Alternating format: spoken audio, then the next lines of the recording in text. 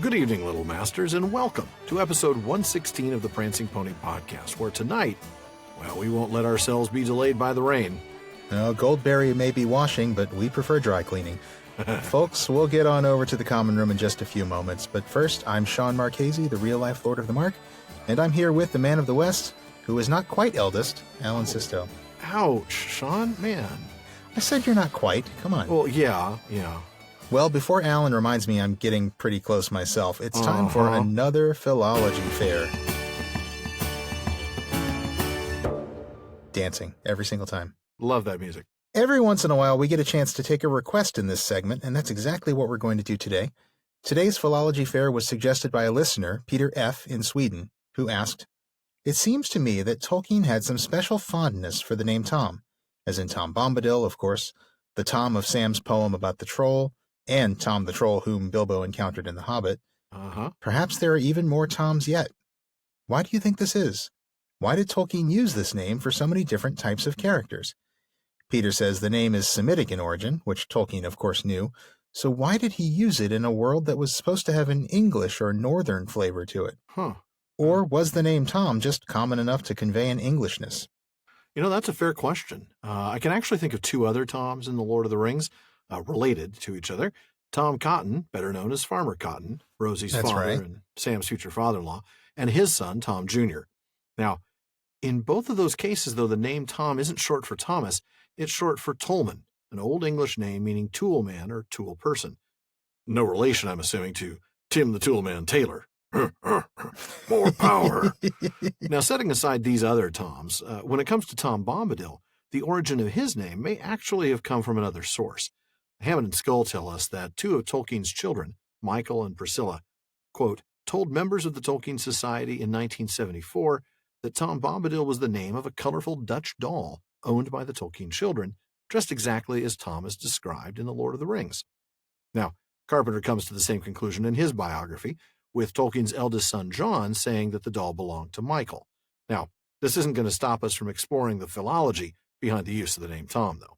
No, certainly not, because, I mean, it still does seem strange that Tolkien would use the name so many times in the Legendarium, since it is a Semitic name, as Peter says. Our name Thomas is the Greek form of an Aramaic name, which I think is pronounced Toma, which means twin. And, of course, it became popular in Europe in the Middle Ages as a result of the biblical Thomas, who was one of the 12 apostles. In the case of the Legendarium, I do think Peter is right on when he suggests that Tolkien uses the name to convey a sort of Englishness. Right. And Tolkien doesn't really address this anywhere in his letters, so I kind of have to speculate. But Thomas has been a very common first name in England on and off for about 1,000 years since the time of the Norman conquest. Boo. Sorry, I had to do that. you have to. It's a pattern now. Yeah. I would be surprised if you didn't. I must be asleep if I don't boo and hiss the Norman conquest. Exactly, yeah. The name was actually especially popular in Tolkien's time. According to BritishBabyNames.com, Thomas was the fourth most popular boy's name in England and Wales in 1900. Wow. It was behind only William, John, and George. Wow. So if you think about it, if Tolkien were trying to come up with the most simple, basic, most ordinary English name possible for his time for one of his characters, there are only about 3 names he could pick that would be more ordinary sounding than Tom. That's true. And some of those would have sounded just as much out of place in Middle-earth, wouldn't they? I mean, John, which was the number 2 name on that list, that's another Semitic name from the Bible, and it carries just as many connotations, actually probably more, to real-world Christian Europe as Tom does, since John is not only the name of an apostle, but of the human author of one of the 4 gospel accounts. Yeah. Not to mention that it's, of course, Tolkien's own first name, so one can imagine why he would choose not to use it in his secondary world. Yeah, that's true. It probably had a little bit of baggage for him as his own name. Just a bit, yeah. Well, and then George, number 3 on the list, that's a name with a Greek origin, but it also happens to be a name with particular significance for Christians in England. I mean, Saint George is the patron saint of England. Not to mention the fact that for most of Tolkien's life, the United Kingdom had actually been ruled by men named George. That's true. George V from 1910 to 1936, and then George VI from 1936 to 1952. Actually, with the exception of the 326 days of Edward VIII's reign in 1936, which I digress a little bit here, but it is a fascinating story if our American listeners are not familiar with Edward VIII, you should go read up on this. It's fascinating. It is. But with that exception, Tolkien had lived through 42 straight years of King George's. So I suppose I could see why he would avoid that name as well. It would also have a particular kind of baggage. You're right. It would, wouldn't it? I mean, can you imagine naming, well, I won't, any current political individuals and naming your characters after their first names. Right. Yeah. Naming characters after, a reigning a reigning monarch or head of state. Yeah, exactly. Yeah. Well, now, of course, number one on the list for 1900, William. Now, that's not a particularly Christian name. It is Norman. Boo. If you know one thing about the Norman conquest, besides the fact that I boo it every time it comes up, you probably know that it was led by William the Conqueror. Well, interestingly, the name William is one that Tolkien uses in his legendarium. That's right, he does. One of the companions of Tom the Troll was William Huggins, also known as Bill. Of course, in The Lord of the Rings, we get Bill Ferny and Sam's pony Bill, named for his former owner. That's right. Yep. Yeah. So one of those other top four names did make it into the legendarium. Mm-hmm. And I'll point out that 3 of those 4 most popular names for 1900, Bill, John, and Tom, are all included in the first poem that Tolkien wrote about Tom Bombadil in the mid-1930s. Now, although the legendarium version or the legendarium compatible version of Tom Bombadil first appeared in a poem of Tolkien's published in 1934, there's actually an earlier poem, apparently unconnected with the legendarium, that Tolkien wrote that's it's actually published in The Return of the Shadow. You're going to read it, aren't you? I am going to read it. And, of course you are. The minute you said there's this poem, I'm like, oh boy, we're going to read it because today. Otherwise, I don't know how I'm going to fit this awesome poem into this podcast because it has nothing to do with the legendarium. Nothing whatsoever. No, you got to do it here or never again. Yeah. Exactly. So it starts with, said I, Ho, Tom Bombadil, whither are you going? With John Pompadour down the river rowing. And then there's a little response. It says, said he, through Long Congleby, Stoke Canonicorum, past King Singleton to Bumby Cocolorum, to call Bill Willoughby, whatever he be doing, and axe Harry Larrabee, what beer he is a-brewing. Now, oh man, that's there's silly. more, but I'll stop there because we probably do need to get on with our chapter discussion before things start getting very silly indeed. Yeah, we can't have that. No. But before we move on to our chapter discussion, we want to take a minute to thank listener Jordan Ellis Rennells again for sponsoring this week's episode. That's right. Jordan is a musician, composer, and music teacher, and Tolkien reader. Just as we've spent a lot of time exploring and analyzing the themes of Tolkien's works, Jordan has invested time in understanding the way Howard Shore composed the scores for the Lord of the Rings films. And he's looking to take on new music students from anywhere in the world for piano, drums, guitar, or any other fretted instrument for Skype-based lessons. Now, he's also looking for folks who are interested in studying music composition. Jordan has spent years devising his own methods and explanations in music theory and relates the technical concepts back to real life and human emotions. So if you play an instrument, or if you're interested in studying music composition with an experienced composer and music teacher, or if you need some sound design or scoring done for a project of your own, be sure to visit www.learntolisten.net. And be sure to let him know you heard about him here on the Prancing Pony podcast when you reach out. That's www.learntolisten.net for Skype-based music lessons or to study music composition with Jordan Ellis Rennells. We'll be sure to put a link to his site in our show notes and social media posts. Thanks, Jordan. And now let's take a history lesson on the Old Forest and the Barrow Downs from Old Tom, shall we? I won't promise to stay awake, but yes. Well, it's a history lesson. It's not an art lesson. True. We should be fine. I'll go ahead and pick up right where we left off in last week's reading. They woke up all 4 at once in the morning light. Tom was moving about the room, whistling like a starling. Well, no wonder they woke up.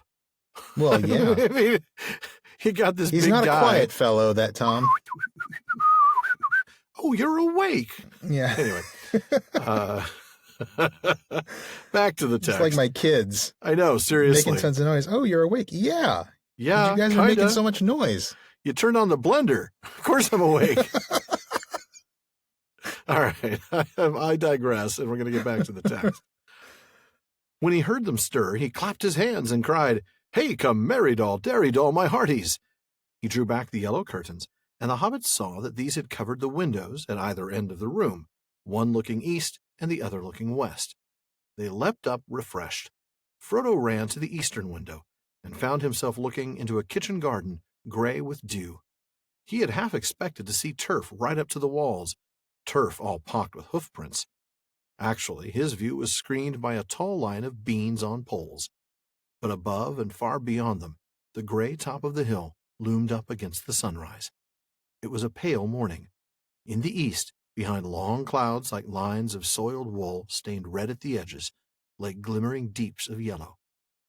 The sky spoke of rain to come, but the light was broadening quickly, and the red flowers on the beans began to glow against the wet green leaves. There you go. Yeah, that's not how I want to wake up, with somebody moving around the room whistling like a starling. No, better than the blender, I suppose. But... Well, yeah, certainly. Certainly, or better than the sound of your own car engine starting. That's a terrible sound to wake up to. That is absolutely not something I want to wake up to hear, and I hope you never have. I have. It was not illegitimate. Okay. My wife needed to move it at some point. This is back when I had my truck, and it had these pipes on it, so you could really, it was like boom, boom, boom, boom, yeah, boom, you boom, could boom, really boom. Hear it. Yeah. And I could hear it from the bedroom. And it was like 6:30 in the morning. Like, my truck. Who's stealing my truck? Who's stealing my truck? Yeah, that was fun.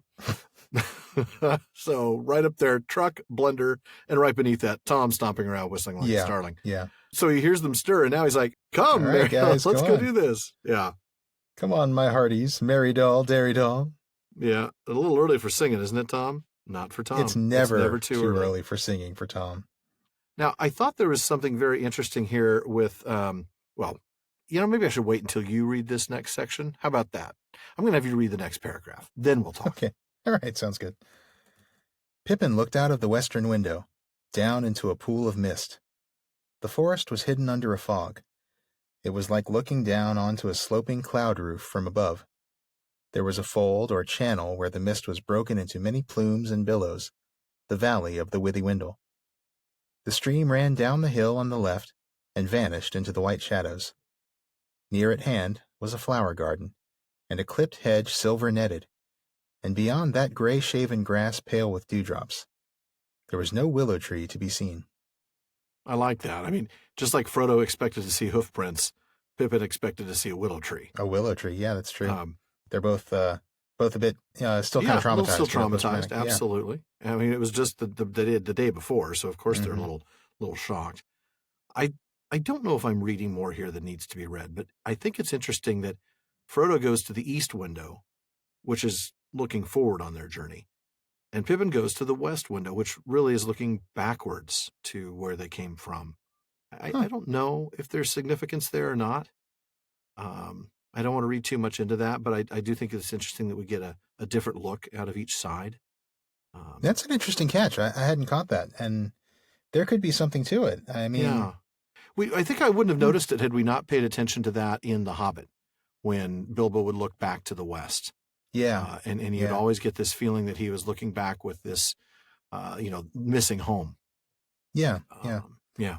Well, certainly whenever Tolkien refers to east and west, there's usually significance to it. Yeah. You're right. Yeah. Yeah. So I think there could be something there. I guess the only question, I'm wondering, what does that mean for Pippin? Is he is he so traumatized by his experience in the forest that he is kind of wishing that he could go back home now? I don't know. I mean, it seems like he should feel safe here. Yeah.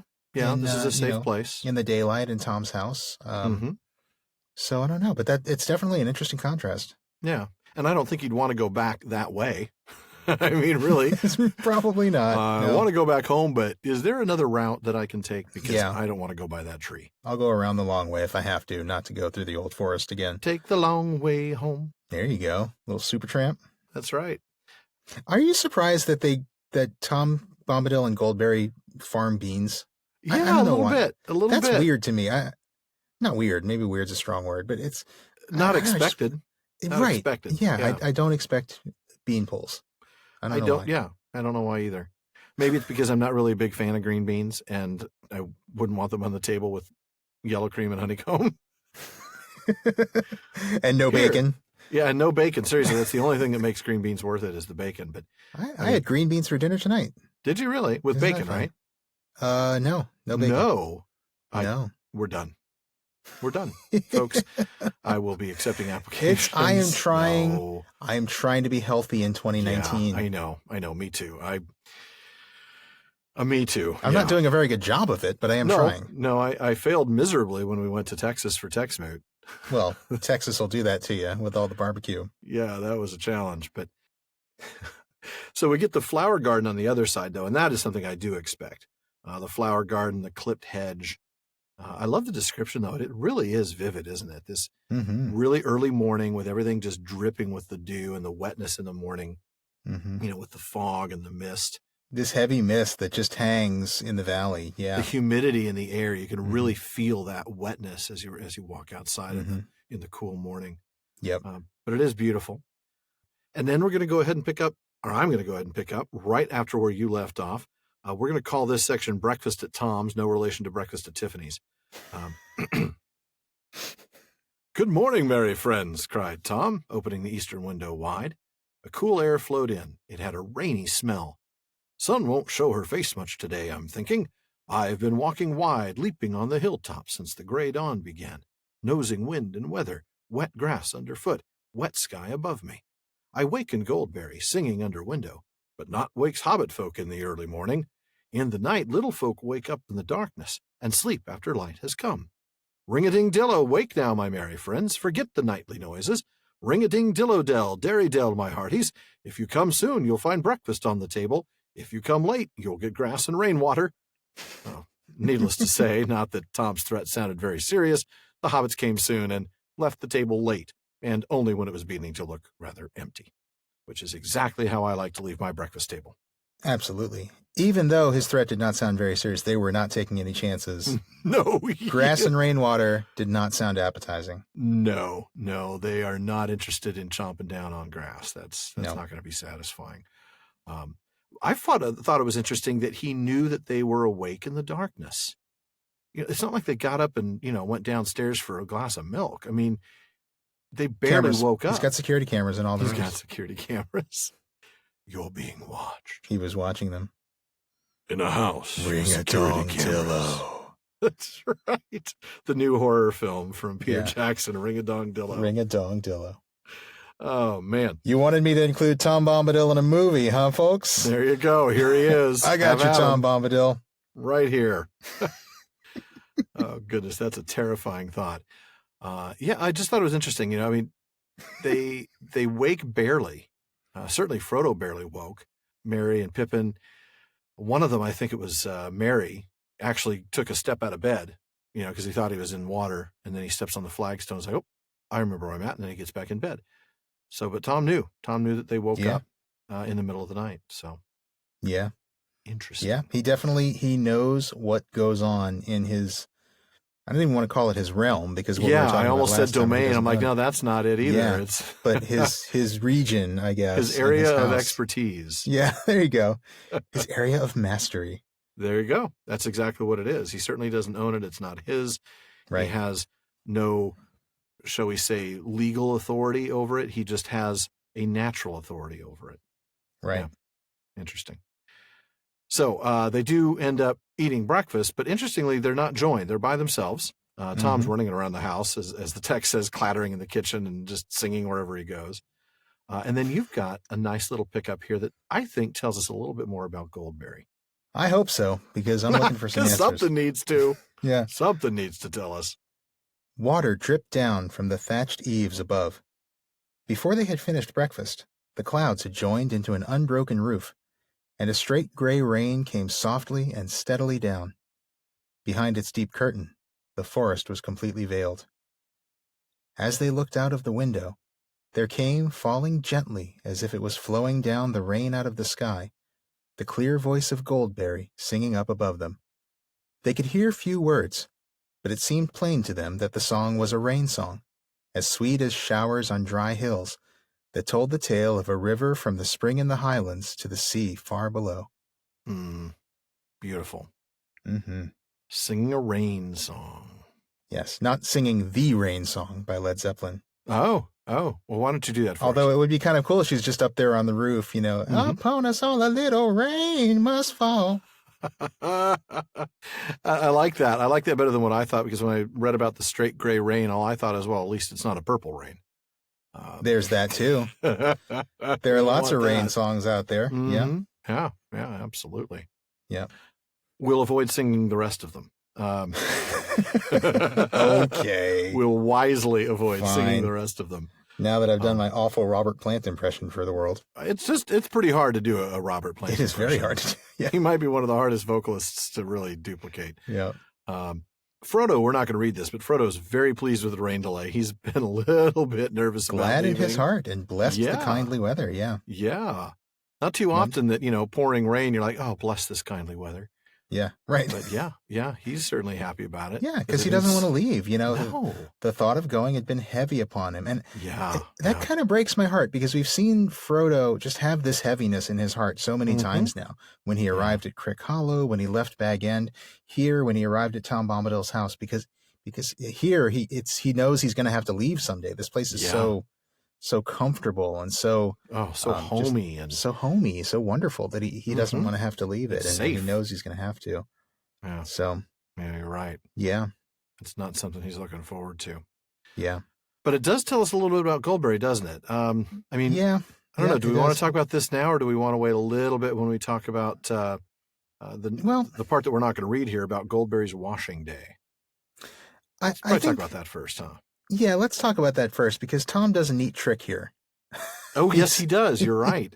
I mean, not reading it, but he's got his own invisible umbrella, doesn't he? Right. He comes trotting around the corner. He's waving his arms as if he's warding off the rain. And when he gets over the threshold, he is dry. Yeah. Or quite dry. Except for his boots, right. Except for his boots. Quite dry. How do you keep the rain off of you by waving your arms? I don't see how he does this unless he has some control over the rain, or at least the ability to say, honey, please don't rain on me. And now I'm getting a little bit ahead of myself. Now you are getting ahead of yourself, aren't you? Yeah. Because I think, I come back to this question, this is Goldberry's washing day. Well, what is she washing? Because as I'm reading this passage that I just read, her voice comes down to them from above them, but falling gently as if it was flowing down the rain out of the sky. As if. As if. And I get that you can read that literally, and she's just up on the roof and they hear her singing. It's a metaphor, as if. Yes. Right. Yes. But. Man, everything about this scene just makes it sound to me like the entire forest is being cleansed by this rain. And I can't help but wonder, is that what Goldberry's washing day is? Is it her day? Is she, I'll just put it out there, is she personifying the rain here? And is she making it rain? A phrase I don't even like using anymore. I don't even want to make it rain. No, don't say that. Yeah, you're right. But is she causing this rain? And is she actually washing the earth? Mm-hmm. And one of the things that really brought me to that was when Tom says, where is it? It says, this is Goldberry's washing day and her autumn cleaning, too wet for hobbit folk. Yeah. I mean, normally when you do the laundry, you don't say that it's too wet for anybody else. Right, exactly. Yeah, I mean, that makes it sound like we're reason doing it's loads too of wet. laundry, so you can't go outside. Don't go outside because, we're going to splash all over the place. Like, it makes it sound like her washing day is causing the rain. I absolutely agree, yeah. And that's why it's too wet for hobbit folk. I don't know. I mean, it's... I think that fits with what we talked about last week a little bit, about her being, how did Tolkien put it, the seasonal change in these autumnal lands. And that was the part that I was kind of struggling with, but you had a really good explanation for how that ties back to the water, and I liked that, how you put that last time. Yeah, I wish I could remember how I put it. I can't remember exactly how you said it, but I think you said, she does represent the water, but, in autumn... In autumn, it's going to look like this, whereas in winter, it's going to look differently. You know? And if we saw her in February, it wouldn't be her autumn cleaning, it would be winter cleaning or winter... winter freezing, I don't know. And she would be frost, she would be snow, she would be ice. Right. And it would be a different sensation, a different role that she plays. But yeah, I can see her a different being manifestation of water, but of still water, part of that right. water cycle of the land. Yeah. And even Yeah. in spring, it would be rain, but it would be a different kind of rain. It would be that warm rain that brings, the flowers and brings the grasses and brings everything back the to April life. showers kind of, Exactly. light showers, yeah. Very different from this late September, kind of cleaning of the land, getting rid of all the dust and dirt that's accumulated over the dry summer months. And Yeah. this is different. But you're right. I think she is. I think this demonstrates more of what you suggested last week, which is that she is a water spirit of some sort. Yeah. Whose role here may, and I'm getting ahead of ourselves here as well, may be somewhat subservient to Tom, simultaneously independent. Mm-hmm. But it's always going to be in conjunction with her nature as a spirit of water. Yeah, I agree. And I think this is actually a good place to talk about this idea, like you said, that she is, maybe somewhat subservient to Tom. We got a question from Dina F. in Israel, the owner and wearer of many Prancing Pony podcast t-shirts. But I must say only one at a time. Not at the same time. She did clarify She for us on out. Facebook. She doesn't wear them all at the same time. She says she's not Saruman. Of many colors, yes. But she asked, do we think there's a division of labor between Tom and Goldberry? Does he master the land while she masters the water? And I'm not sure there is. I don't think that there's a division, well, or not quite like that. I don't think that there's a division of labor between equals, like the way you might see, I don't know, like if they were Valar, which they're not, but Yavanna versus Ulmo, it's not like a division of labor between equals. But she does seem to have a particular responsibility for and affinity with this water cycle of the region. Yeah. And I think that fits with, like you were saying about her being a personification of the seasons. And so I would say that she does seem to me to be sort of the spirit of the water cycle of the forest. I think that that's evident by the language used. Mm-hmm. But if that's what she is, and Goldberry herself described Tom as the master of wood, water and hill. Yeah. Right. So does that mean that he is also her master? And that sounds horrible to say of a married couple, but I mean, I think he could be sort of her superior in a way. Maybe almost like he's a manager, like maybe even the director, like a choir director or something of the region. Okay. And Goldberry's responsible for one particular natural process, the rain and the water. She's just like one voice in the choir. Yeah. Well, that's interesting. Maybe you could even say he's delegated responsibility for water to her, but I don't think that's quite right, because I think it's in her nature. And he still masters it. Because, well, you're right. It is her nature. I don't think he could delegate it to her. He certainly couldn't delegate anything else to her, because that is who she is. She is water. Right. But he still masters it, as we could see by his ability to shelter himself from the rain with just his hands and ward it off. Right. That to me indicates a level of control over the waterfall area of mastery. Right. Yeah. That's a good take on that, because I was just thinking he's just waving his arms saying, honey, please don't rain on me. I need to go talk to the hobbits. But no, that could indicate some actual, physical mastery over it too. Yeah, I think it might be. I'm surprised he wasn't singing, though, because he seems to exercise most of his power through song. But that in is this true. case, I think we just have to take that for what it is. Yeah. But yeah, I think we're getting a little closer to maybe who Goldberry is in that sense. I don't know that we can get any closer. Certainly, there's nothing more explicit. Yeah, that's but true. But the idea of her being a water spirit representing the seasonal change and how water is involved in those seasonal changes. I mean, it would be interesting to see what would Goldberry be like in spring, 6 months from now. What would her rain look like then? Yeah. Probably wouldn't have as much mist in the valley, for example, things like that. Yeah, good point. Yeah. It'd just be interesting, maybe different. Or summer. Temperature. Yeah, exactly. So interesting stuff. She wears a blue dress and sings Let It Go. No. Do you want to build a snowman?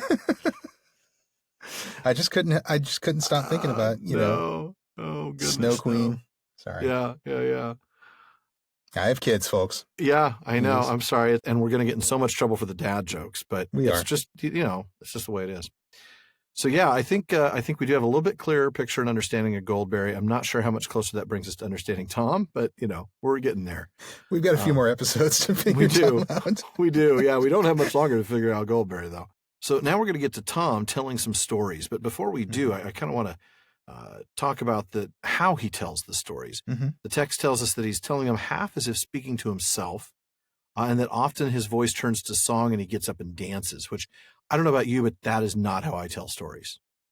It's not? Really? No. That's how I tell stories. Do you? Okay. That's why nobody lets me tell stories anymore. I was going to say, just remind me never to let you tell me a story. Okay. All right. No, I'm kidding. Yeah, that's certainly a very Tomish way to tell a story. Yeah, very indeed.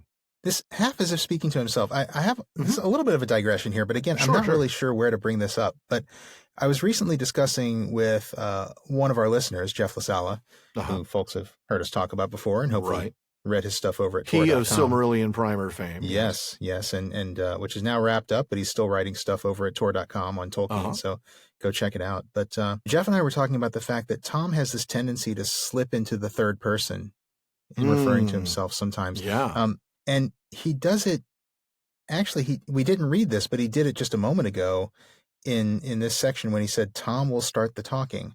Yes, you're right. He doesn't do this all the time. He certainly says I a lot, but he does seem to have more of a tendency to refer to himself in the third person than others. And I don't know, I'm curious if you have any thoughts on that. I mean, I almost wonder if, we've talked about Tom not having an interest in ownership. We've talked about, I think it was episode 113. You used this great word to describe him, unburdened. Yeah. I think once long ago, I said something about him being sort of detached, and we talked about how that is a good thing and a bad thing. Yeah. I wonder if he's just like so detached, so unburdened by the idea of owning anything that he doesn't even really cling to much of a sense of self. And so he doesn't mind referring to himself in the third person. I could be reading way too much into that, but it did strike me as odd that he does this more than I think most characters. It is odd, and clearly because he does it so much more than other characters, you have to think there's a reason for it. I probably tend to think that maybe you are reading too much into it. I would land maybe that it's more about the sing-songy nature of his verse. That could be. And not because it's a different amount of syllables. I mean, clearly Tom and I both fit. Yeah. In terms of number of syllables, fit anywhere in the verse. But there's something more sing-songy about putting it in the third person, I think. Yeah, that's a good point. Especially when you have Tom will start the talking. There's a little bit of that alliterative nature. A little alliteration there. Yeah. So I don't know. Yeah. That would probably be as far as I'd go with it. I could be totally wrong. You might be not even reading enough into it. This might be like some super deep meaning. And I haven't really done enough of a study on it to like, that's actually probably a good idea for an essay or a paper or something, or look at all the Prancing times. Pony Podcast Patreon postscript. Yeah. There you go. Maybe.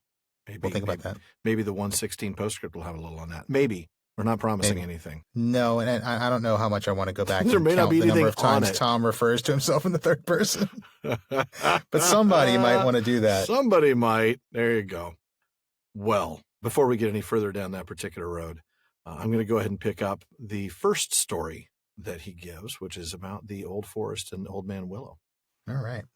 As they listened, they began to understand the lives of the forest apart from themselves. Indeed, to feel themselves as the strangers, where all other things were at home.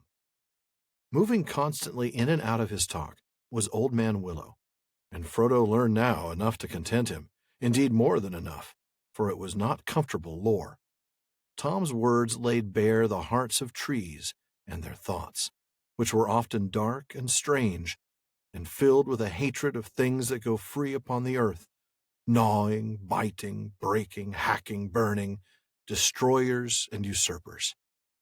It was not called the Old Forest without reason, for it was indeed ancient, a survivor of vast forgotten woods, and in it there lived yet, aging no quicker than the hills, the fathers of trees, remembering times when they were lords. The countless years had filled them with pride and rooted wisdom, and with malice. But none were more dangerous than the great Willow. His heart was rotten, but his strength was green, and he was cunning, and a master of winds, and his song and thought ran through the woods on both sides of the river. His gray, thirsty spirit drew power out of the earth, and spread like fine root threads in the ground, and invisible twig fingers in the air, till it had under its dominion nearly all the trees of the forest from the hedge to the downs. Whoa. That's not a bedtime story that I want to hear. No, it is not a bedtime story. I mean, I know it's not bedtime now, but still, I would not want to hear this story at bedtime. It's bedtime now. Yeah, you kidding me? I mean, bedtime for us, yeah. Yeah. Yeah. Yeah, but no, you're right. It's morning. Good morning. Let me tell you a terrifying story. Yep. Well, Frodo did ask last night. He did, yeah. And Tom said, we'll talk about it in the daytime, and there he is. So about that thing you were asking me about last night, let me tell you something that's going to completely terrify you. That will freak you out. Oh, man. Yeah. But what a thing to say here. At the very beginning of this, there's something so deep here about the fact that they feel themselves as the strangers where everything else is at home. Yeah. There's a lot there. Yeah, I think there, I mean, you might say I'm reading too much into this one too, and I think I might be, but when I see this about the hobbits feeling themselves as strangers, my mind immediately went to the Athrobeth and the idea of men being guests or strangers in Arda. Yeah.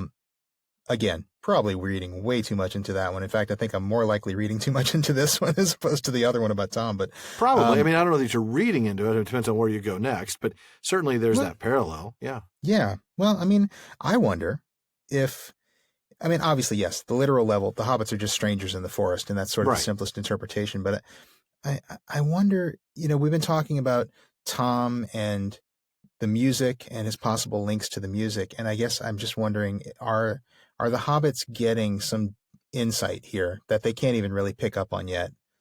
Some inkling of deeper insight into Iluvatar's plan for men and hobbits. Yeah, no, I think you are reading too much into that. You think so? I think so. I don't know. I mean, maybe not. That's a lot for Tolkien to have assigned to Tom in this particular case. Yeah, I don't know. Certainly, though, you can use the applicability that Tolkien gives us as readers. Oh, I can do that all I want. Right, exactly. You can do that even if I think you're nuts. You can. I'm kidding. I kid. Yeah, no, I can see where you're going with that. The idea that this is a representation that, hey, you're strangers here, and that is similar to how men and hobbits, obviously, as a subset of men, are strangers really in the world. That the world isn't your home any more than the forest is your home. Yeah. Maybe. Could be a parallel there, and I don't think it's anything that the hobbits are picking up on. No. And it's certainly not probably not even something that Tolkien intended. But I like it, and it's it kind of it's interesting. Well, for me, it is. I don't know how interesting anybody else thinks it is, but I don't know. I think I keep on thinking about what we've talked about Tom possibly having some link to the music. And I think he definitely does at some level. And I just wonder if there's some connection there that's just his age alone suggests that. So I can see that. And no, he's not Iluvatar. No, we've already said that. I'm emphatically saying that he is not Iluvatar. Cannot be. Yeah. No, Tolkien made that explicitly clear. Right. So he laid bare the hearts of trees. Ooh, man. Hate-filled, hating the things that go free upon the earth. I do have to say, though, did you catch those lines? Gnawing. If I read them like John Rhys Davies, maybe you'll hear them better. Yeah. Those are the lines that were given to Treebeard. I loved it. I mean, credit where credit is earned. I felt like the film, the screenwriters did a really good job of taking moments from the book where there's really good dialogue or really good language like this and putting it in the movie in some other way where they wouldn't have been able to have it otherwise. Yeah, except that Treebeard is specifically talking about orcs. And I know. I just like the language. It's just the language. Yeah, the language is super cool. Yeah. Yeah. I think it completely changes the meaning of it when you give it to Treebeard talking about orcs as opposed to the old forest thinking about everything that walks on legs. Right. Yeah, no, it definitely does. I was just commenting on just the language itself. It was really well delivered by John Rhys Davies did. By John Rhys Davies, thank you. Yeah. Yeah, no, there were other moments like that. I mean, I felt like clearly Grima Wormtongue's description of, when he was talking to Eowyn about the Oh yeah, the bower, hutch to trammel some wild the thing hutch in. yeah, radically different from the actual lines given by Gandalf talking to Eomer. Yeah. Mm-hmm. Yeah. Yeah. Totally different, switched the meaning up big time. But again, it was a great phrase, great set of phrases, and it was a good way to get those lines in the film. But yeah, for sure. Yeah. So anyway, I thought that was being. They did that a couple of times, didn't they? They did. They gave Treebeard a couple of things that were Tom Bombadil Tom's lines. Yeah, they gave him a couple of Tom lines in the extended edition. I don't remember if those were in the theatrical. Right. Oh yeah, it was like Wake Up. There was the tree that swallowed Merry and Pippin in Two Towers in the extended edition of Two Towers, and that was essentially Old Man Willow moved as a Huorn into Fangorn. Yeah. Right. And Treebeard basically sang the same song that Tom did to free them. Yeah. Yeah. Anyway, that was pretty cool. That was. I'll give him that one. Yeah. Yeah. You got to do that. Ancient, really ancient. This isn't just an old forest. This is an ancient forest. And these trees that have aged no faster than the hills themselves. These are ancient trees. Yeah. No wonder they have all this pride and then wisdom, but not necessarily, the good kind of wisdom. Yeah. And malice. Right. And malice. Yeah. My goodness. His heart was rotten, but his strength was green. That's just such a telling phrase. I mean, isn't it? Because an ordinary tree, you couldn't be like that. That's true. Yeah. If a tree's heart is rotten, it's not going to have green strength. It's not going to be a very strong tree. It's going to be a very weak tree that you could, pull out of the ground easily or cut down easily. Yeah. So obviously Tom is talking about his metaphorical heart, his spirit. Yeah. Yeah, exactly. Mm-hmm. It's a really, really nice turn of phrase. And interesting, I don't think I caught this until I was reading it out loud. He's also a master of winds. Oh, yeah, that's true. We talked about Tom being master of what? Of hills, wood, water and wood. Yeah. But maybe winds is an area that he does not have, particular strength in. That's interesting. That makes me wonder even more if there's some sort of opposition, some larger opposition between Tom and Old Man Willow. Yeah. And even maybe between Goldberry and Old Man Willow before Tom came along. Maybe. Yeah. Wow. Very, very interesting. So many great enigmas in this chapter, and we just don't get any answers. We really don't. And it's okay. I think we have to be comfortable with that. Yeah. Yeah, we do have to be comfortable with that. You're right. It's okay. We can speculate. We can have our own ideas. We can come up with, whatever crazy stuff we want to come up with. I have seen some crazy theories out there, man. Anyway. Wow. You know how it is with people and their theories. Yeah, it is. I mean, and hey, look, I've pitched some wacky ideas about some things in this chapter. We have thrown out some crazy ideas, you and me. Yeah, we do that, and that's okay. We're allowed to do that as readers, and and we're allowed to do that, podcast hosts. Well, because we're podcasters. Yes, it's in the job description. Well, yeah, exactly. That's what people come for. Well, I don't know about maybe that. Not all of them. No, probably not. So before we get too far aside, let's have you read the next little bit here. I think this is particularly interesting. Okay, this is where Tom leaves aside his story about wood, and he starts talking about water and hill. Yeah. Suddenly, Tom's talk left the woods and went leaping up the young stream, over bubbling waterfalls, over pebbles and worn rocks, and among small flowers and close grass and wet crannies, wandering at last up on to the downs. They heard of the great barrows and the green mounds, and the stone rings upon the hills and in the hollows among the hills. Sheep were bleating in flocks.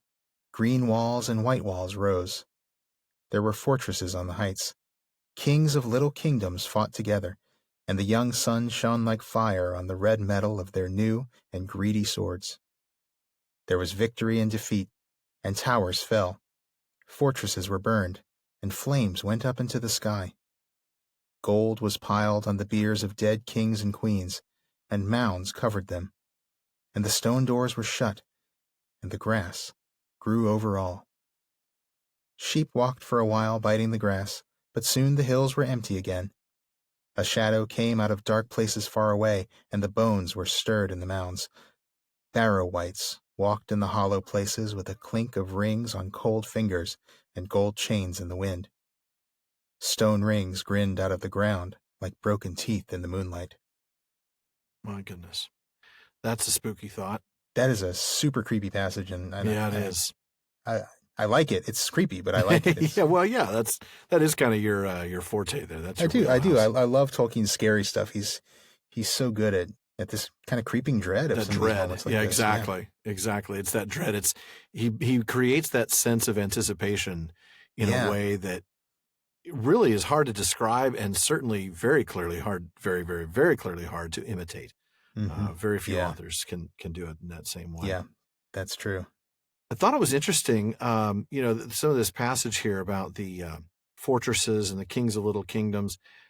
Hammond and Scull make an interesting point about this. They say that this seems to describe perhaps pre-Numenorian men, because not only do we have the young sun, so we're talking about a time early after the rise of the sun, but the red metal of their new and greedy swords, they say that suggests the use of copper or bronze in an early period similar to the Bronze Age of our own history. Oh, that's interesting. That is interesting. Yeah, yeah. But then time progresses. That's the interesting thing about these stories, is they cover such a vast amount of time. It is impossible to nail down beginning, middle, if you were end. to watch this sequence in a movie, it would be, total time lapse. Yeah. It would, yeah, exactly. It would be a really cool time lapse sequence with, civilization rising up and falling, and then another civilization rising up and falling. Yep. It really would. Gold on the biers of the dead, the mounds. And then this is a perfect place, I think, to bring in a brief sidebar on the origin of barrow wights. Yes. If you don't mind. Yeah. So first we get this little bit from The Lord of the Rings Appendix A, section 1-3 on the North Kingdom. It was at this time, and this time happens to be during the Great Plague, that an end came of the Dunedain of Cardolan, and evil spirits out of Angmar and Rhudaur entered into the deserted mounds and dwelt there. Now, here's the thing, though. They didn't just randomly show up. We're going to go back to the hunt for the ring for this, and now this is in Unfinished Tales. Now, in this story, we learn that the Witch King knew something of the country long ago in his wars with the Dunedain, and especially of the Turin Gorthad of Cardolan, now the Barrow Downs, whose evil wights had been sent there by himself. Well, there you have it. The Barrow Wight that we will see soon enough isn't the spirit of a Dunedain who's gone rogue. His bones were possessed by an evil spirit sent there directly by the Witch King of Angmar himself, the Lord of the Nazgul. That is such a great detail that I've been waiting for us to talk about on the show for a long months. Time. I know. I'm so glad you finally got a chance to bring it in there. Man. Yeah, we put that in our notes. We're like, no way. Yep.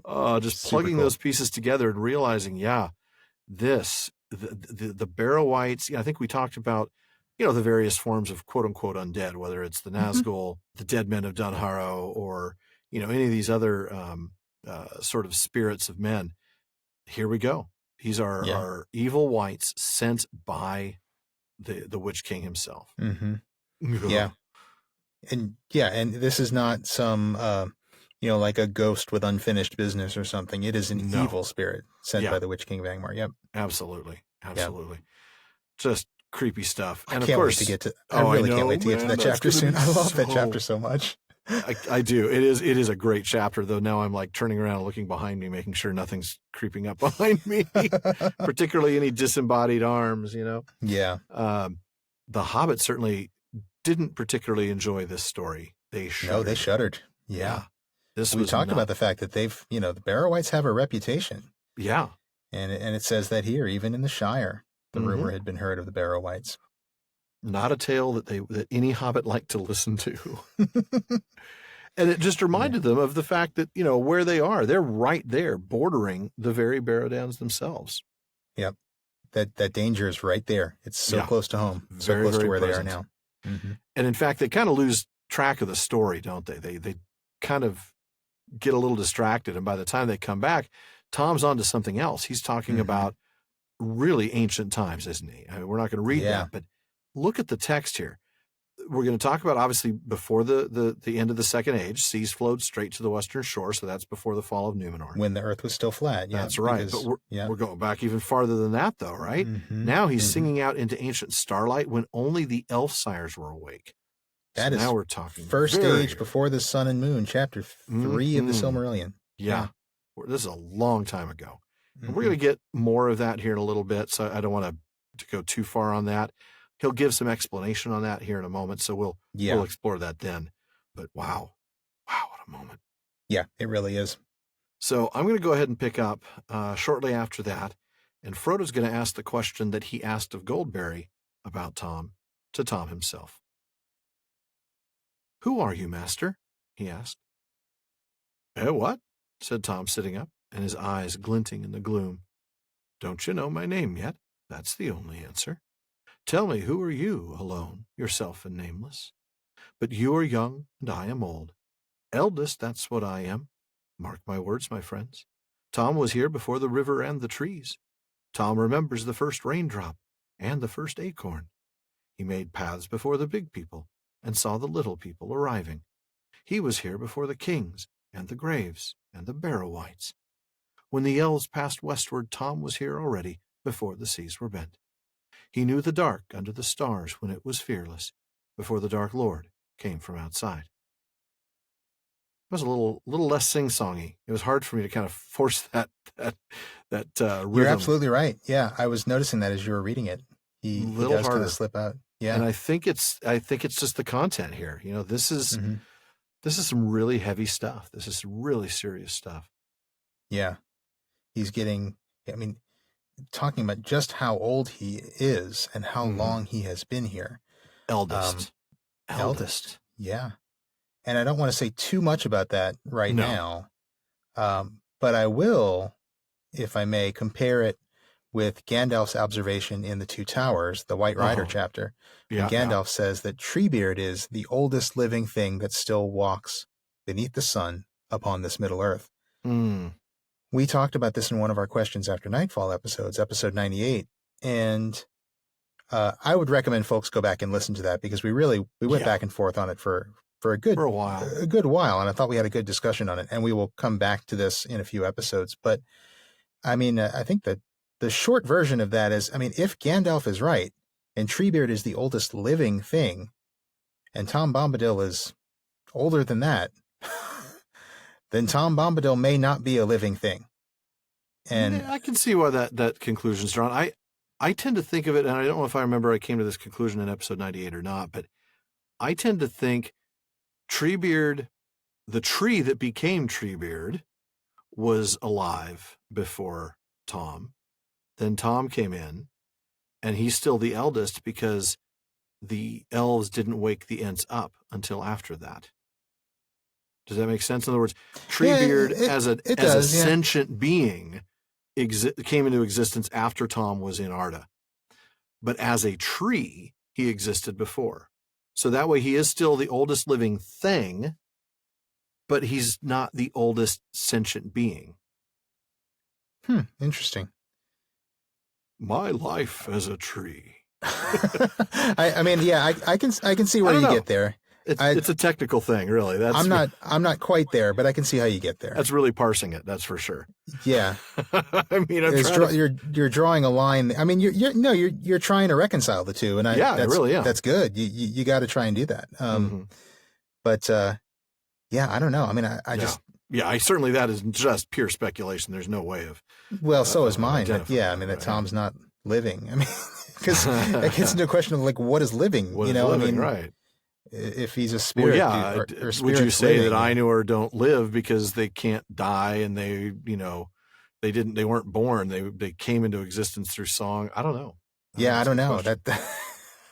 I'm not prepared to define. I'm not prepared to define for that the either. Ainur spirits today. Oh no! But that sort of metaphysics is beyond our pay scale for exactly. sure.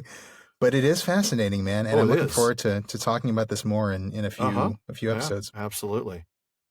Before the elves passed west, we're talking the very beginning of time.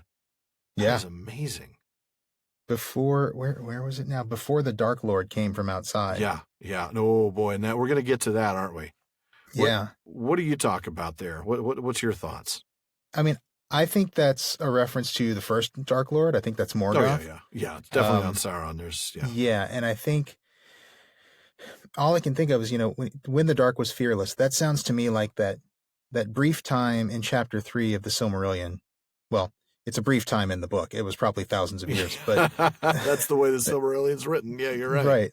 But that brief time when the elves had just awoken and Melkor was, before Melkor was sending his spies out there, kidnapping them and making them afraid of the dark, I'm kind of thinking that time when the dark was still pure and the stars were shining and there was no fear in the world because Morgoth hadn't come from outside.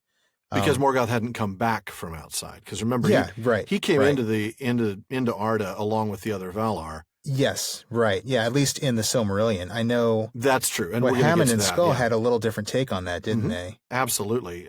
Listeners who've read the Silmarillion will be familiar with all of that, but as well as some of the other things that Tom mentions about the elves passing westward, the seas becoming bent, things like that. But Hammond and Scull provide this really excellent quote about outside.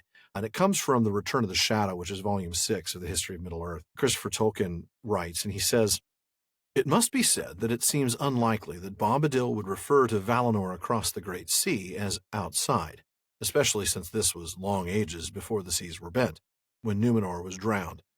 It would seem much more natural to interpret the word as meaning the outer dark, the void beyond the walls of the world.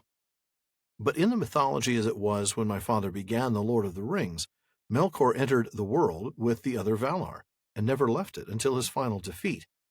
It was only with his return to the Silmarillion after The Lord of the Rings was completed that there entered the account found in the published work, in which Melkor was defeated and driven into the outer dark, from which he returns in secret.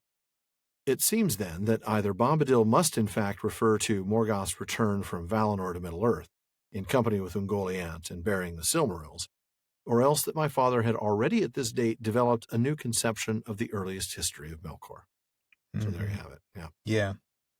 And that's just one of those things with, Tolkien having made so many changes to the work as he went throughout his life. It's sometimes hard to know exactly what version of the story was in his head at that time, but definitely a reference to Melkor, Morgoth in some sense. And it's, just a question. And a very old reference to him. I mean, even if it's him coming over with the Silmarils and Ungoliant chasing him, or if it's him coming back from the outer dark during the wedding ceremony of Tulkas and Nessa.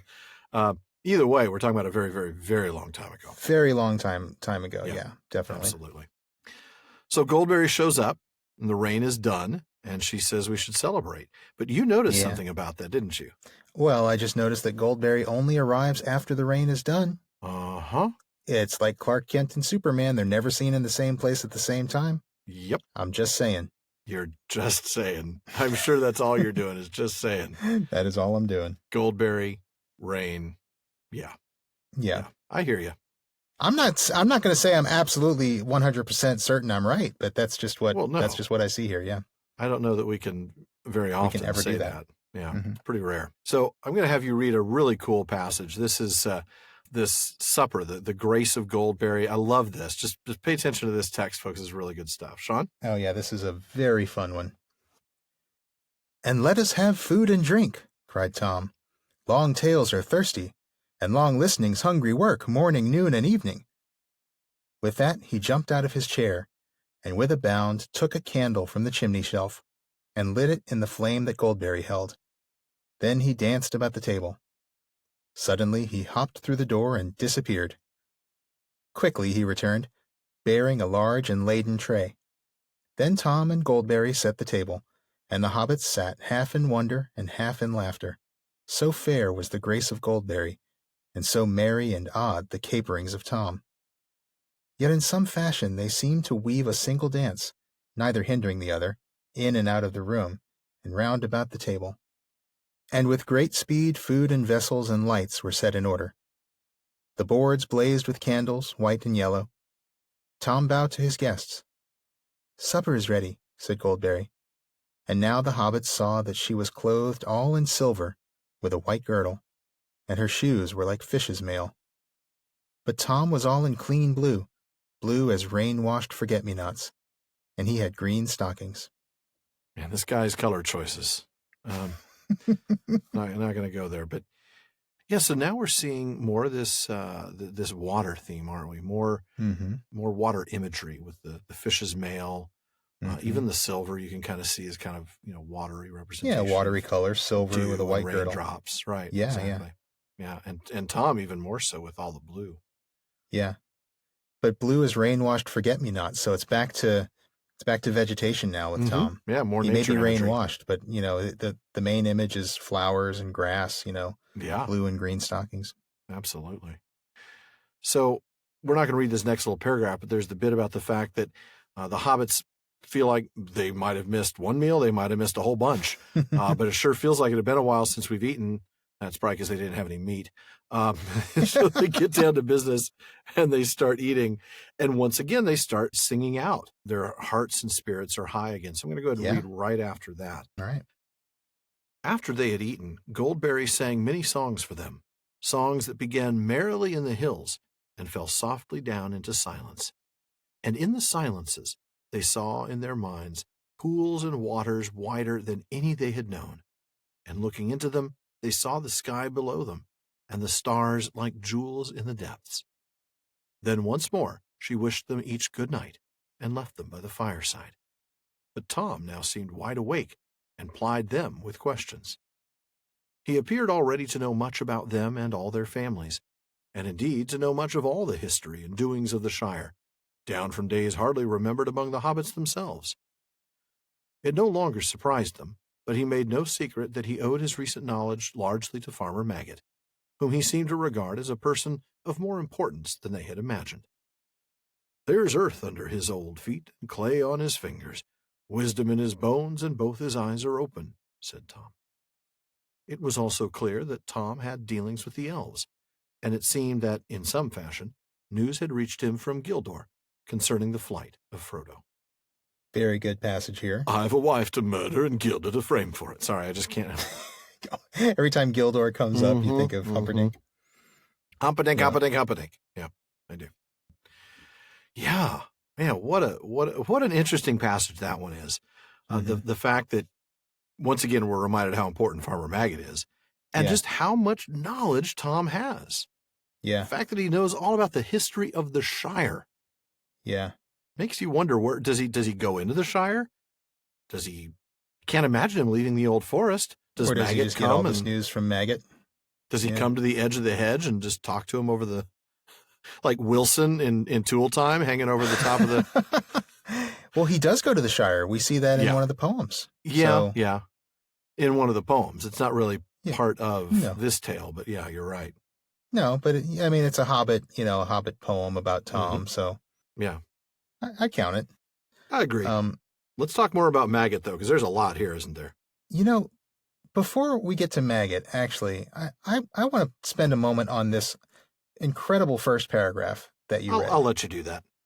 Because, first of all, it's more very subtle water imagery. Isn't it? Yeah, the pools and waters and began in the hills reflection. like a stream and fell softly down into silences. And in these silences, the hobbits can see in their minds, they can see the stars. They can see the stars reflecting in water. That's a beautiful passage.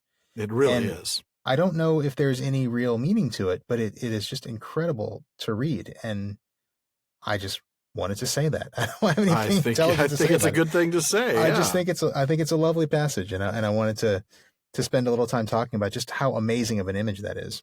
It really is. And I'm glad you pointed it out, because here we're getting a much shorter version. With Tom, we actually get what his stories were. Mm-hmm. Here, we're told that Goldberry sang many songs. We may not get to hear them. Right. We don't hear the content of those songs. Exactly. But she told stories, too, in song, and songs that, when they finally fell down into silence, caused these visions. Visions, and definitely made an impression on the hobbits. Oh, yeah. Absolutely. Yeah. Absolutely. And then, of course, Tom, now it's time for him to ask the questions, turn the tables here a little bit. Yeah, yeah. But that's all I wanted to say about that. I do think when we talk about Farmer Maggot, we've talked about this before in a postscript. We've not talked about it on the show yet. That's right, yeah. Tom's high opinion of Farmer Maggot here might actually be the last trace of an idea that Tolkien had early on, that Tom and Farmer Maggot might actually have been related, or... air quotes related, creatures of the same kind. In an early draft of this chapter, Tolkien had Tom saying, We are kinsfolk, he and I, in a way of speaking, distantly and far back, but near enough for friendship. And in the original draft, he actually said, we are akin, he said, distantly, very distantly, but near enough to count. Wow. One can't help but wonder what he was thinking that would be. But yeah, I know. Yeah, there was even a note in the draft that said, make Maggot not a hobbit, but some other kind of creature, not dwarf, but akin to Tom Bombadil. Now, the fact that Farmer Whatever Maggot, Tom Bombadil is. Right, whatever that is. Thanks a lot. You still haven't clarified that one, Professor. Right, yeah. And the fact that Farmer Maggot wasn't a hobbit was common knowledge to the hobbits. In that early draft, Frodo took, who ended up becoming Pippin, said of Maggot, he is not a hobbit, not a pure hobbit anyway. He is rather large and has hair under his chin, but his family has had these fields time out of mind. Wow. Right. Yeah, it really does just set the mind racing. And yeah, it does. What if, huh? Yeah, and we do need to clarify. Tolkien ended up rejecting all of this. In the finished text, Farmer Maggot is a hobbit, plain and simple. Mm-hmm. But this is just a fascinating might have been. And it's interesting to see that there is still a trace of it in the finished story with this idea that, Tom knows Maggot pretty well. Absolutely. I mean, even after The Lord of the Rings was published, when Tolkien wrote the poem Bombadil Goes Boating, now that's the second poem in the collection, The Adventures of Tom Bombadil. In that that's poem, the one I was just thinking of, yeah. Exactly. In that poem, Tom and Maggot are very clearly old friends and good friends. Tom is strolling down the causeway in the Shire, and Maggot sees him, calling to him, "Ho there, beggar man, tramping in the marish. What's your business here? Hat all stuck with arrows? Someone's warned you off, caught you at your sneaking? Come here, tell me now what it is you're seeking. Shire ale, I'll be bound, though you've not a penny. I'll bid them lock their doors, and then you won't get any." Tom responds, "Well, well, muddy feet from one that's late for meeting, away back by the Mythe, that's a surly greeting. You old farmer fat that cannot walk for wheezing, cart drawn like a sack ought to be more pleasing. Pennywise, tub on legs, a beggar can't be chooser, or else I'd bid you go, and you would be the loser. Come, Maggot, help me up, a tankard now you owe me. Even in cockshut light, an old friend should know me." That's great. Wow, that's good stuff. And then Maggot takes him back to Bam Furlong for some drinks at his place. I mean, clearly, they're good pals. Like really ribbing each other quite a bit. That's a lot of fun. By the way, I used a word, I said away back by the Mythe. That's M-I-T-H-E. That is a lesser body of water in the Shire. It's an outflow of the Shireborn River into the Brandywine. Oh, that's right. Yep. Cool. Yeah, that's fun. And so much great stuff in the Adventures of Tom Bombadil collection. You gave me poetry. Yay, I got to read poetry. I know. And you did it well. Oh, I don't know about that. It's fun to read lines like, "You old farmer fat that cannot walk for wheezing. I know, isn't that great? Cart drawn like a sack ought to be more pleasing." I know, man. Good stuff, man. Yeah. That is just a really big poke in the eye right there. Yep. Yep. Well, we're coming up on a very powerful passage here, a very significant passage to the story itself. And I don't think there's any reason to delay anymore. I mean, I think it was great to discuss what we just read, but it's time for you to read the next section. Yeah, this is what happens when Frodo starts to let his tongue wag a little bit. Seriously, dude, loose lips sink ships. Right. "Show me the precious ring," he said suddenly in the midst of the story, and Frodo, to his own astonishment, drew out the chain from his pocket, and unfastening the ring, handed it at once to Tom. It seemed to grow larger as it lay for a moment on his big brown-skinned hand. Then suddenly he put it to his eye and laughed. For a second the hobbits had a vision, both comical and alarming, of his bright blue eye gleaming through a circle of gold. Then Tom put the ring round the end of his little finger and held it up to the candlelight. For a moment the hobbits noticed nothing strange about this. Then they gasped. There was no sign of Tom disappearing. Man, this is big. Just that first paragraph alone. That first paragraph where Frodo, when Tom says, "Show me the ring," Frodo doesn't just show it to him. Tom doesn't say, "Hand it to me." Tom says, "Show it to me." And Frodo pulls it out, just unfastens it, and hands it to him. Yeah. What do you think is happening there? Wow. Is Frodo just that comfortable? Is Tom just that masterful? I think this is Tom's mastery and Tom's power. I mean, Frodo would not willingly just hand the ring over to anybody. He wouldn't even do that to Sam. He wouldn't just hand it to Sam. Partly because he loves Sam and doesn't want Sam to be corrupted by that. Right, yeah. But he would have trouble giving it to anybody. Yeah, he really would. Yeah.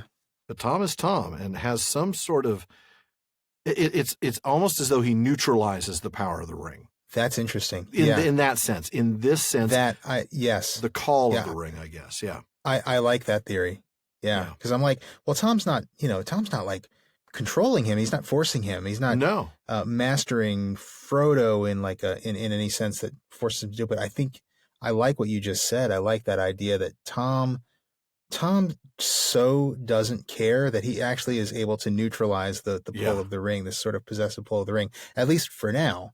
Yeah. We'll see in a moment that it comes back pretty quickly. It does come back. Yeah, it doesn't take much, but I think his presence sort of nullifies, if you will, kind of counters that effect of the ring. That is cool. And then he's so just like lighthearted about all this. Oh yeah. He laughs. He holds it up to his eye. It's a game. He laughs. It's a game to him. He calls it a game. He says later on, oh yeah, you're right. Game. He does. Yeah. I'd forgotten about this whole thing is just a game to him. Yeah, leave your game and sit down beside me when Bilbo's when Frodo's trying to sneak away unseen. My goodness. And this idea of just Tom being Tom having some sort of neutralizing effect on the ring. I mean, he puts the ring on and nothing happens. Right. I mean, and I don't think he's actually neutralized the ring's power, but in that case, but I think it's just, it has no effect on him. His being here. His nature is his not, nature. Yeah. His nature is just not capable of that. Yeah. Like, why doesn't the ring make Sauron invisible at the end of, the battle of, and it's because it's not his nature. It makes mortal men invisible. We know that. That's all we know. Yeah, that's true. It wouldn't necessarily make Gandalf. We don't know that it would do that. And Tom is clearly something not man. To an elf, yeah. Well, and the ring gives power according to stature, and I think part of why the ring has no effect on Tom is because Tom doesn't want any power. Yeah. Tom doesn't really have stature in the sense that he's like the ultimate humility, Yeah. He's choosing to stay completely outside of any of this. Yeah.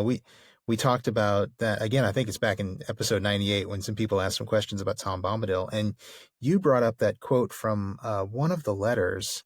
Mm-hmm. Where to refresh my memory, I might be able to pull it out. Tolkien was talking about Tom as a pacifist and just sort of sort of removing himself from the war, removing himself from this kind of conflict in general. Mm-hmm. And I think there's an element of that here too. He's just sort of taken a step back. He's not interested in this stuff at all. And that's a good thing, and that's also a bad thing. That's right. It's the reason why they could not ever take it back there and leave it there as a way to protect it. Because he just wouldn't care. He'd forget about it. He'd leave it down. He'd leave it sitting someplace on a rock. Right. That's Tom. Right. Yeah. But because he has no interest in any of this power, domination, wealth, any of the things the ring can give him, like the ring's got nothing to offer him. No. And that's fascinating to me because there aren't many creatures in Tolkien's Legendarium or the world that one could say that about, No, you're right. Even most of the Ainur would fall prey to the ring in some way. Remember, we speculated about that. What would happen if one of the Ainur... The horrible things that would happen. If Aule got his hands on that and it corrupted him in even the slightest way. Yeah. Oh, man. Or even some of the Maiar. I'm thinking like Ase or some of the others who've kind of shown little bits of weakness here and there. Yeah. Yeah. And so that's why, when we talked before about is Tom one of the Ainur, and out of the categories we have, I guess that seems like the closest fit. But then you see something like this and like, well, if he is one, then he is something very special because he's not like any other Ainur that we see. That's true. Well, we've talked about the possibility. Well, it's not even a possibility. We've talked about the fact that there are some unnamed classes, if you will, of Ainur. Because we know who the Valar are, and they are a fixed number, and they are identified all by name. And then we know that there are the Maiar, but we don't know what other Ainur are. That there's some sort of thing even lesser than Maiar, perhaps, or not necessarily lesser, but different.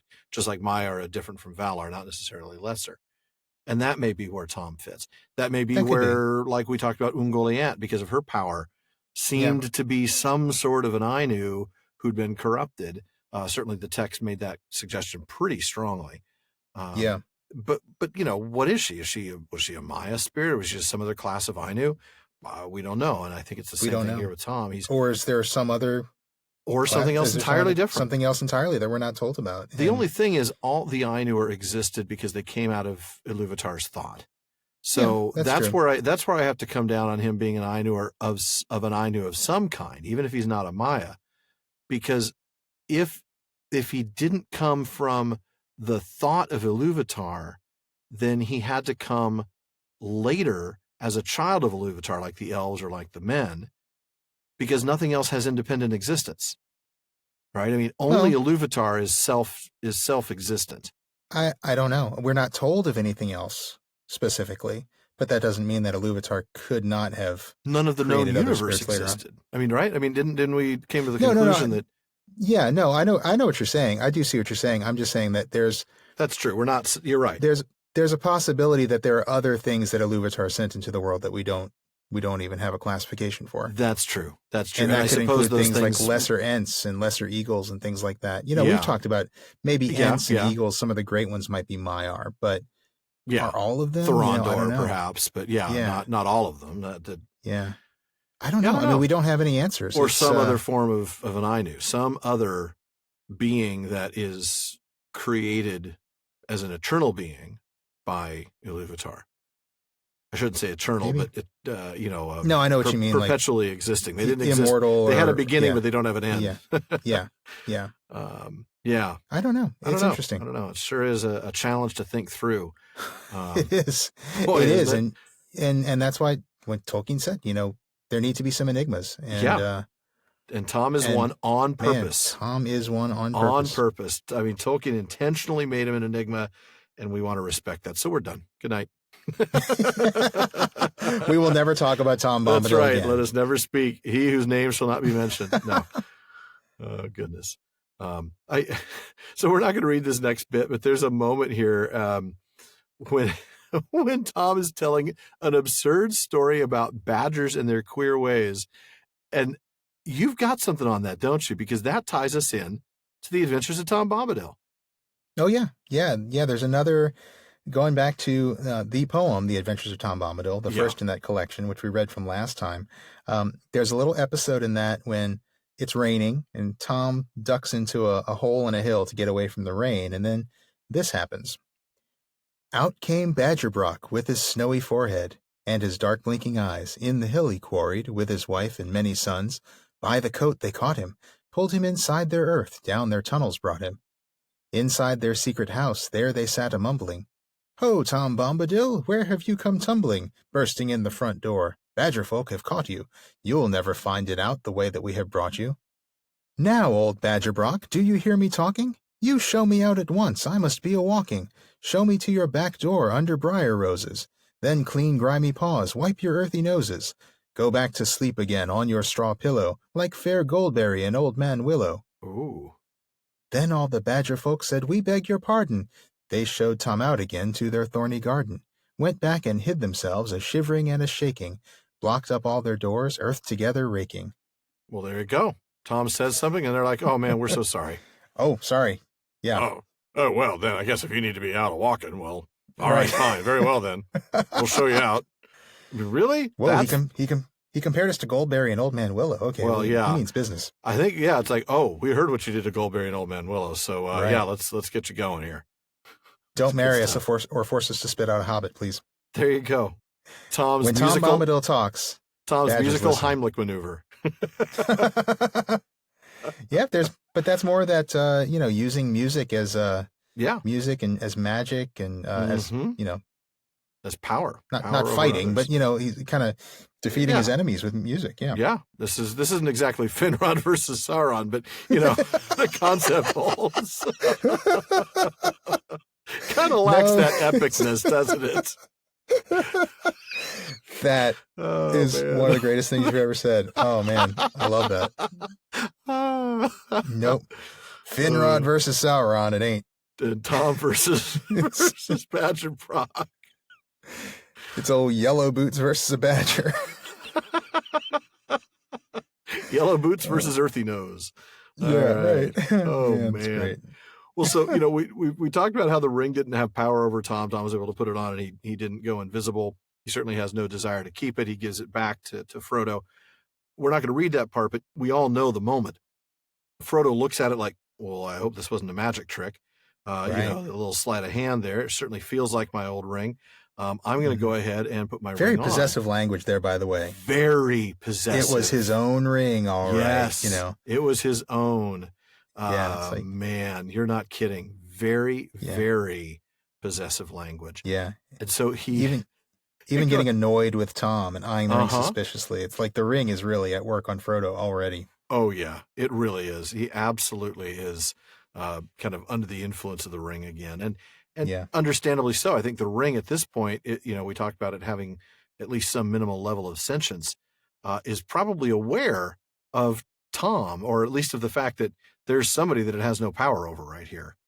So it's kind of, maybe flaring up a bit, if you will. And Frodo certainly is also having that same possessiveness flare up. So he puts the ring on just to make sure it's the right one. And of course, Merry just kind of drops his jaw, can't see him. And so he knows he's got the ring, but Tom totally sees him. I mean, like, again, no effect on him at all. Stunning. Old Tom Bombadil's not as blind as that yet. Now, is that even more impressive than the fact that the ring didn't make him invisible? I wonder. In a way, I think so, because, we talked about the idea that maybe it wouldn't make Gandalf or Galadriel invisible. I mean, certainly they're both wearing a ring. It's not a ring of invisibility, mind you, but they're both wearing, rings of power, and it doesn't seem to be affecting. The ring doesn't have that effect on all types of beings, as we discussed. Yeah. Right, exactly. So let's assume that it doesn't. But the fact that he can see through the invisibility and still see Frodo, that's a neat thought. Yeah, that's power. Yeah, that is real power, because that means he is seeing both the both present worlds, world and this world the spirit and the unseen. world. Yeah, the unseen world, the world that we'll see in Flights of the Ford when Glorfindel is revealed in that world. Right. I mean, that's amazing that he's able to move in that world. Yeah.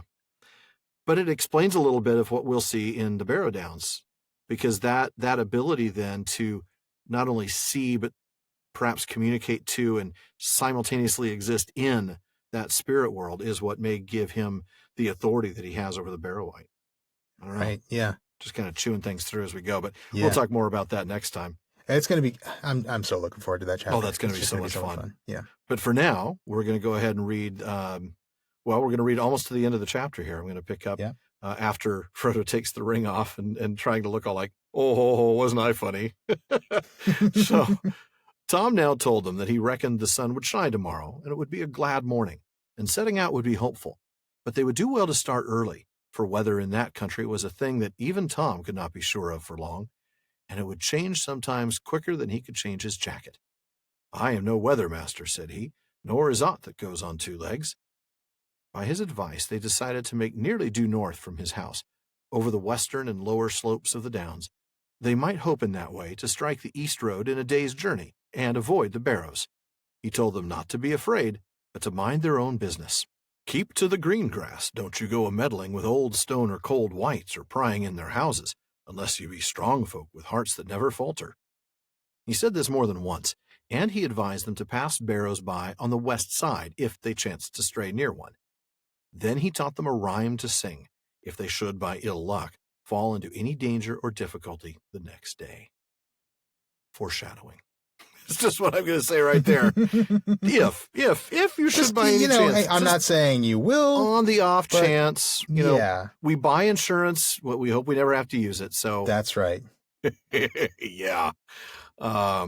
Take out a Barrow-wight policy, boys. There you go. There you go. We've got a nice little plan for the morning.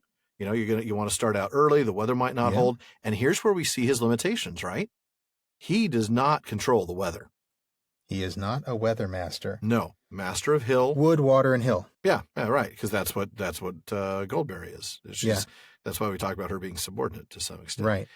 But not weather. He's not a weather master. Now I'm thinking again of the whole thing with him waving the rain off as he's running, and we talked about the possibility that's his mastery, but not over weather.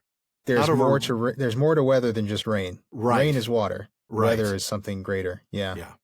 I think that makes sense. Where we're going there. And that makes sense. One of the other elements of weather is wind. And we know that that's right. Old Yeah. Willow and we know that is a Old Man master of Willow wind. has some of that. Yep. Yeah. So, of course, the advice about the barrows: keep to the grass, stay to the west. Interestingly, Hammond and Scull had a comment. I didn't really pull much about this, but they talked about Celtic beliefs regarding kind of clockwise and counterclockwise, and passing them on the west being good luck, passing them on the east would be going widdershins, counterclockwise, and that would be very, very bad luck. I've heard that about widdershins before. I've read some stuff about the etymology of that word, and I think maybe even Verlin Flieger has some stuff on that in one of her books. I should explore that a little bit further for our postscript. I didn't dig too deeply deeply in that because I didn't want to get majorly off track, but I thought it was interesting that here he referenced something that is vaguely Celtic to some extent. Yeah. Which is not something that he tapped very often. Right.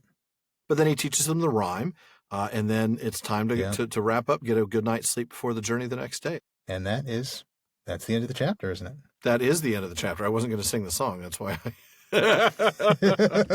Yeah. I mean, we'll hear the song. We'll hear the 911. Yeah. We'll hear the 911 call. When they make the 911 call next time. Soon enough. That's right. But for now, we're going to go ahead and wrap that up for tonight. But be sure to join us again next week as we release our quarterly recorded live Q&A session, Questions After Nightfall. Now, that's not the only special coming up. The week after that is Tolkien Reading Day, and we'll be releasing an episode where we read and discuss passages on this year's theme, Tolkien and the Mysterious. Oh, that's going to be a fun one. I know we both got some cool passages picked out for that. We should have just put all the Tom in there, Yeah, right. I know. Or save this episode for that. Yeah. Yeah. So, that'll be our next 2 episodes, but we will get back to the book with episode 119 as the weather takes a turn for the worse in Fog on the Barrow Downs. Yep. Now, before we reach into Barlaman's bag, we want to remind you about the fellowship of the podcast. If you've been listening recently, you've heard us talk about how close we are to our next goal of setting up a Discord server. Well, it turns out our listeners apparently really want to experience our private humiliation, so we're probably going to have that set up by the time this airs. Yep, at least that's the plan. But to keep our embarrassment amongst friends, that Discord server will be limited to our patrons at the Gift of Gondor level or higher. So if you want to listen in live during an episode recording, then you need to visit patreon.com/prancingponypod.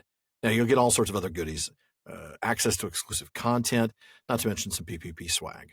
That's right. And if you're looking for a new Tolkien book, check out the official library pages at our website, theprancingponypodcast.com, where we've put together a set of links for our listeners to all the books we've ever mentioned on the show, Tolkien or otherwise. And if you wouldn't mind posting a review on iTunes, we'd really be grateful for that. That increases our visibility, which means more new listeners, more great questions in Barlaman's bag, more social media discussion, and a livelier Tolkien community. Absolutely. And it's also helpful if you share us on social media. Facebook, Instagram, Twitter, Reddit, wherever you find Tolkien fans. Now, with that done, it's time to see what old Barlaman has in the mailbag for us. Sean? All right. Well, our first one tonight is from Chris W. in Eau Claire, Wisconsin. Chris asks, I've been rereading Fellowship just a few chapters ahead of where the podcast is, and I had some thoughts on In the House of Tom Bombadil, one of my favorite chapters in Book 1. In previous episodes, you discussed how men tend to marry upwards in hierarchy, so to speak. You gave examples of Beren and Aragorn being men, marrying Luthien and Arwen, of course elves, and there's Thingol the elf marrying Melian the Maya.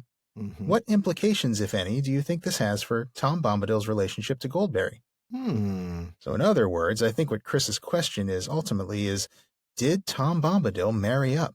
Is Goldberry a higher order of being than Tom in the way Luthien is to Beren or Melian to Thingol? Well, if we had any idea what kind of being either of them really is to begin with, well, then we might be able to answer this. But truth is, it's kind of hard when we don't know.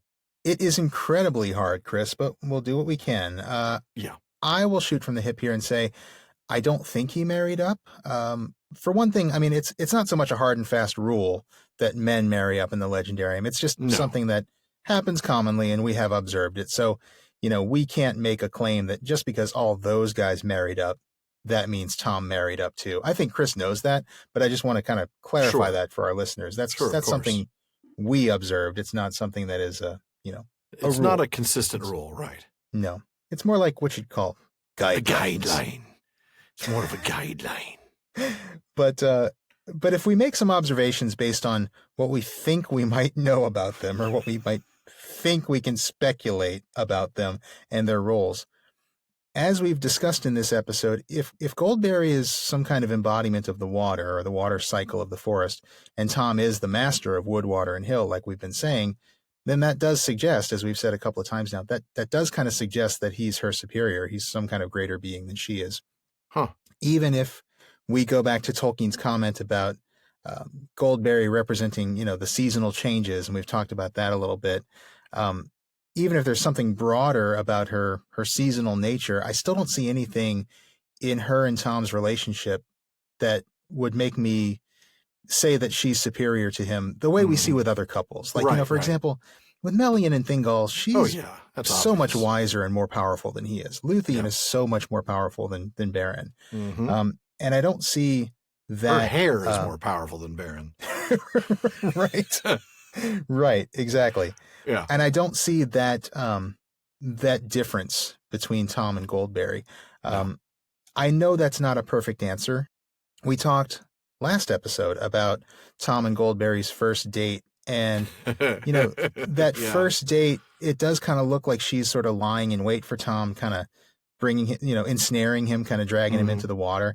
That kind of is suggestive of sort of a, one of those, that fairy woman trope, luring in a lesser man. Right. But, we talked about the fact he turns the tables on her. He gets away. Yeah, he does. And then the second date, he grabs her and he makes her marry him. So everything that we see in Lord of the Rings and even in that poem seems to suggest to me, and I might get in trouble for this, but I am saying this as a man who's in a marriage of equals, I think Tom does wear the proverbial pants in the family. I think he does love Goldberry a lot. I'm sure he sees her as an equal in their relationship, like every good husband. Yeah, put that out there. Absolutely.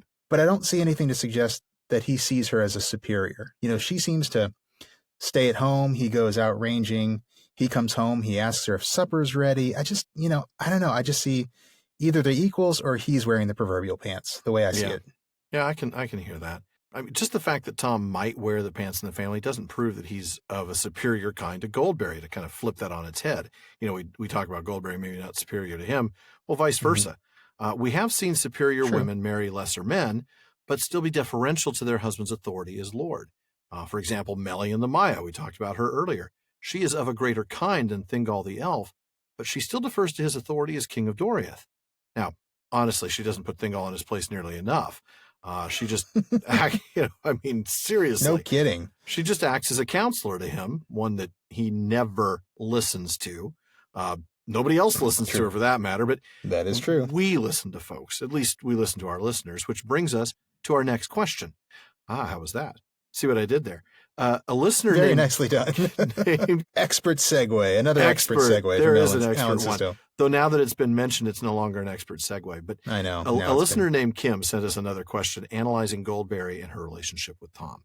Kim says, in the adventures of Tom Bombadil at their first meeting, Goldberry pulled Tom into the river, but Tom escaped.